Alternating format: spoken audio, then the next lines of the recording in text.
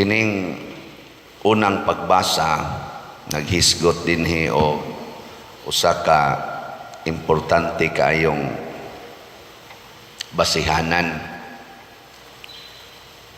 Ang nahigugma kuno sa Ginoo kinahanglan nga magtuman sa iyang mga sugo.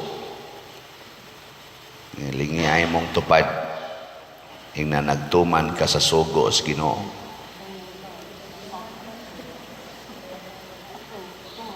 Sayon manggod kayo pag-ingon nga nahigugma ka sa Ginoo. Sayon kay pag-ingon, nahigugma ko. Dali ra gyud kayo. Nisimba gud ko. Sige gud kog misa, Legion of Mary gud ko, liktor gud ko. Wa gud ko'y absent sa akong assignment. Choir gud ko, charismatic gud ko. Apil magay ko anang kuan, 2,000 Hail Marys, kanang Alliance of Two Hearts nga vigil overnight manggani na. Higugma ko sa Ginoo oy. Pero ang pangutana gid ang sakto, nagtuman ba ka sa sugo sa Ginoo? Kana mao nay saktong pangutana kay ang tao kuno nga nag-ingon na higugma sa Ginoo pero nagpabilin pa diha sa sala, bakakon og dili matinud-anon. Ikaduhang lingi ing napakadihay sala. Napa? Mausad na ang sukdanan kung nagtuman bata. Muna si Jose o si Maria, ang word na common kay nila, nagtuman sa balaod. Si Simeon nga nakakita sa Ginoo, nagtuman sa Ginoo pinaagi sa guidance sa Holy Spirit. Adlaw o gabi nagtuman siya sa sugo sa Ginoo. Muna nakakita gid siya Ginoo. Nakakita siya sa kaluwasan. Si Jesus mga igsoon dugay nang nawa sa kalibutan. Di natakakita niya. Mga 2,000 years na ang nilabay, nawa na si Jesus din his kalibutan physically. Unsa na may mahibilin? Kinsa may nahibilin? Ang simbahan. Ang atong sundon, ang sugo sa simbahan. Ang sugo sa Ginoo nga niya sa simbahan. Dagan magay karon mukontra sa atong simbahan. Nagpabilin ang atong simbahan holy. One, holy, Catholic, and apostolic. Naagining upat ka elemento sa atong simbahan. One, holy, Catholic, apostolic. Nakakuan mo ana, nakasabot mo ana. Nakasabot mo ana yung upat? One, pasabot do natay usa ka Santo Papa nga atong sundon. Mukontra na gani ka sa Santo Papa, buangon na ka. Ikaduha, holy, tungod sa mga sakramento nga niya sa simbahan. Epektibo pa na hangtod karon, bunyag, kasal, kumpisal, misa, nagpabili na nga makabalaan. Apostolic, kay mauni ang gitudlo o gipuy-an sa mga apostoles, connected pagyudta sa teaching and lives of the apostles. Yung sa itong usa? Catholic, universal, mulukop sa tibuok kalibutan ug mudawat sa tanang klases tao. Dili mo reject kung dili mo dawat. Lagi na nga kusog kay tang mo reject. Lingi ay mong tupad ing na mo reject ka. Kana bang doon natay isalikway ba nga tao, dili na siya Catholic, dili na Catholic spirit. Kana bang doon na kay isalikway, tungod lang kay gilibak ka, tungod lang kay wa mo bayad sa utang, tungod lang kay kabit na sa imong asawa or kabit na sa imong bana, tungod lang kay ex na sa imong bana.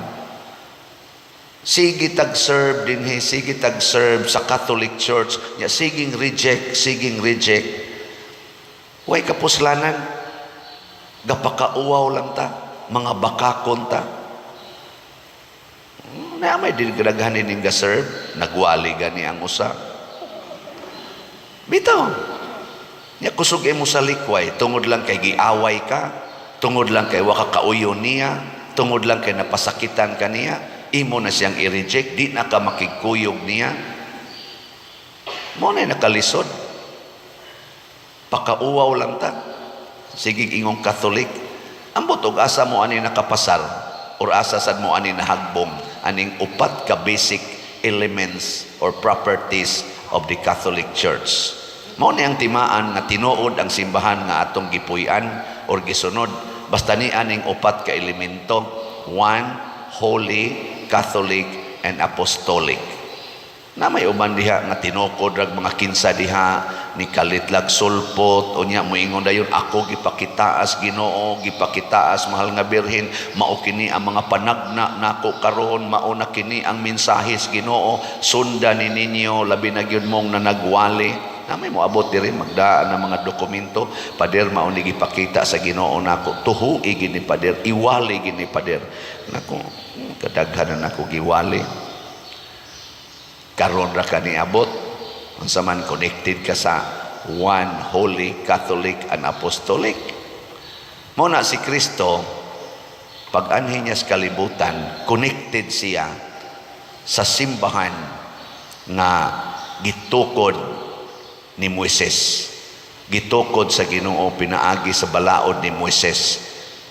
Gihalad siya ni Maria og ni Jose, kay si Maria og si Jose connected sa niining maong simbahan, ang simbahan nga gitawag og holy, one, holy. Og mao ni siya ang sinugdanan sa kaluwasan, kay connected si Jesus sa panaad, sa panagna sa mga propeta. Muna diri si Simeon, dugay na kay siyang nagpaabot sa saad nga dunay manluluwas, nakakita dayon siya sa Ginoo bisan pa og naa sa bayhon sa usa ka bata. Nakita na niya og nakaingon gani siya, Ginoo, itugot na nga ang imong sulugoon muhalin nga malinawon. Ngano man? Ngano nakaingon man siya nga pwede na kong mamatay? Ha? Wa mo kibaw? Kay natuman ang saad sa Ginoo nga kaluwasan. Ikaw na ba? Lingi ay mong tupad. Yung na pwede na karong mamatay. Na pwede na kang mamatay. Si Simeon, tanaw ha? Si Simeon, igo rang nikugos sa bata. Nikugos ba? Sa kaugalingon kong mga mata, nakita ko ang kaluwasan sa Israel. Pwede na kong mamatay, Lord. Tanaw ha? Kita, inigsimba na to.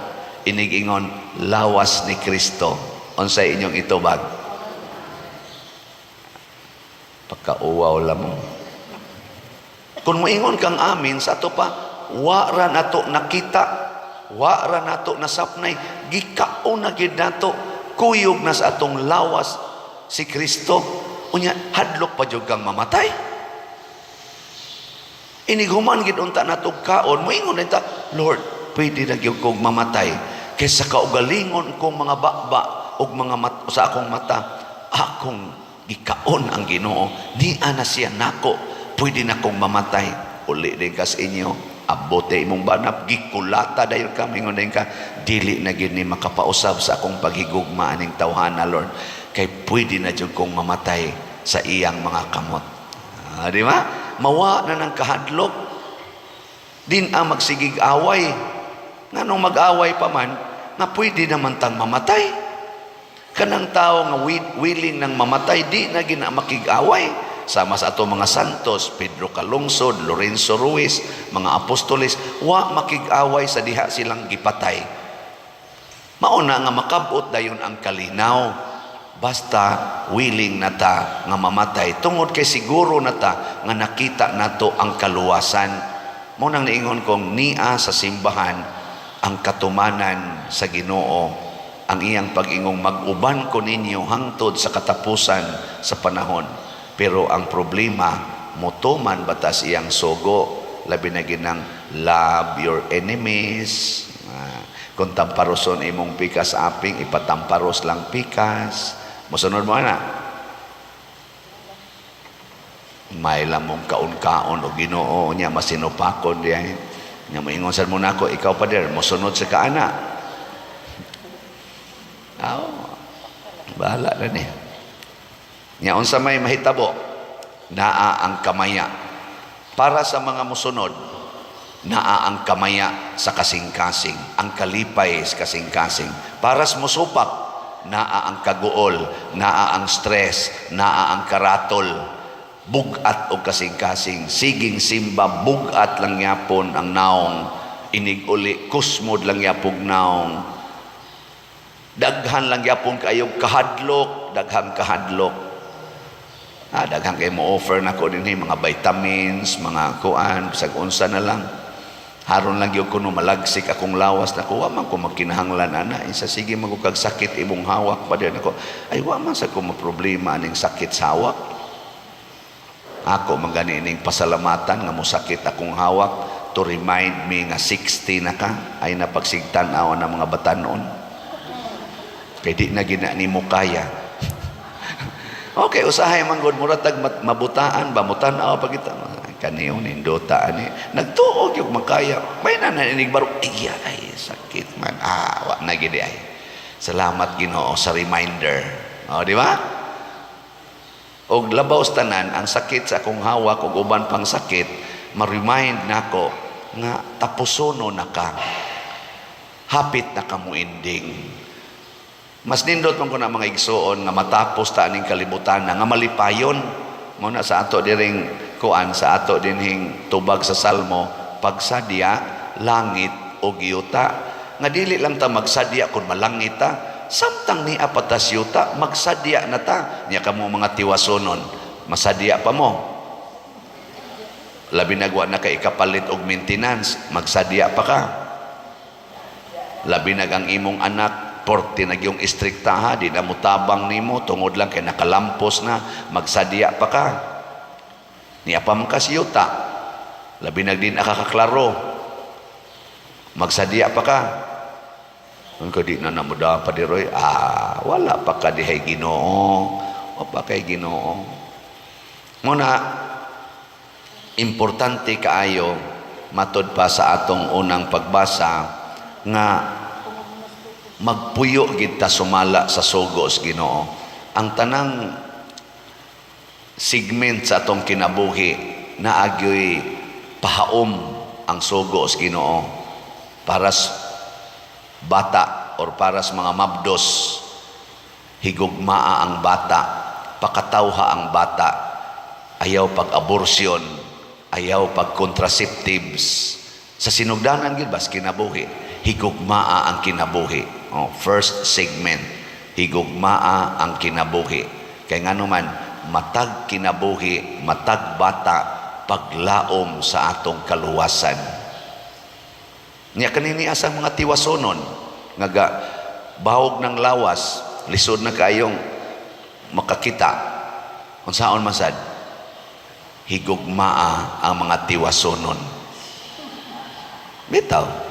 Honor your father and mother. Mo naman ato sila mga ginikanan directly or indirectly. Ayaw ipamutang lang og mga care homes, unya duaw na lang og patay na, ipakrimit lang sa didto, wa pa koy time paglubong, ako lang sa nang ibutang diha, mag-abang lang sa ako, store lang o sa nang iyang ashes. Kana kay mura na lang bag kanang kana ganing unsa na mura na lang og butang nga wa naman ay gamit diha lang usa na diha lang nas junk area ana oy every segment of life holy og mo na gitudlo simbahan higugmaon gyud. Pasalamat ko dinhi sa ato sa Pilipinas, kusog pa kita mo higugmag mga tiguang. Haguan pagid natog atiman ang mga tiguang. Pero daghan na biya dinhi sad ang kusog na kay mo sa likways mga tiguang kay busy ko sa akong business, busy ko sa akong pangita, busy ko sa akong trabaho. Nangawagtang na. Nganong na busy man ka kay naningkamot kong makakwarta. Para unsa man ang imong kwarta? Para unsa man na haron maluwas akong future. Sure? Imong kwarta makaluwas sa imong future? Ha? Pagkadaghag kwarta sa Ukraine, pagkadaghag kwarta sa Russia, naluwas sila karon? Impas. Kadaghag kwarta sa Israel, kadaghag kwarta tingalis mga Hamas, kay tagpila to ka $1 billion ang ilang budget. Porting kwarta pero nakaluwas kanang ilang mga missile, kanang ilang mga armas, nakaluwas o nakatiwas. Ay nalang ko anang luwas-luwas parting kwarta. Kung ang kwarta nimo wa magtuban sa sugo sa Ginoo, kanang maong kwarta maunay makaguba sa kinabuhi sa tao. Daghan kay mga dato dinhi, mga arang-arang pagkabutang nga ang nahitabo sa ilang kwarta nahimong kasakit sa ilang silingan kay gikural na ang lugar nga ilang gipalit o gibutangan dayog no trespassing private property. Gipanghinginlan ang ginatos ka mga pamilya didto nga wa tao'y kapaingnan, gipanghinginlan. Asa man may padong, bahala mo basta private property na ni dinhi. Nang lakaw in town ang mga tao nga wa in tao'y property ug nagpunsisok dinhi sa mga suok-suok nga wa mga kilid sa sapa, kilid sa dagat, kilid sa mga taytayan, ana tawgo na sad sila squatter. Sigihan na sa bunog, sigihan og hingilin, sunugon ang mga Pinoyanan kay mga hugaw sa katilingban. Pero kinsay nakaingon ana kadto mga buangon nga kusog kay mangangkon og mga yutang tagpila ka ektarya mingaw na kay karon kay himuan nila business development, pero daghang nga matay nga mga katawhan nga gihikawa na sa ilang pagkaon og Pinoyanan. Nya kaluwasan na kwarta ang gasugo ana. Kusmo ba inyo mga naong? Sige, lingi ay mong tupad katapusan. Inasugod karon din ata mangayog kwarta ha. Ana, kung saan naman atong buhaton, manghatag og kwarta. Manghatag. Muna inig kada Christmas, hinatagay gyud. Nya, dili lang unta panahos Christmas. Pagbuhi sa atong spirit, pag hinatagay, padayon na hangtod sa katapusan sa imong kinabuhi. Aron makaingon gyud ta pagsadya langit o giyuta. Kay ang mga Katoliko, ang tinuod nga mga magtotoo, nagbuhat na sa sugo sa ilang Ginoo. Dili sa ngan lamang, kung dili nahimo na yung one holy Catholic and Apostolic nga simbahan. Walang yapon kasabot. Sige na, manindog na ta.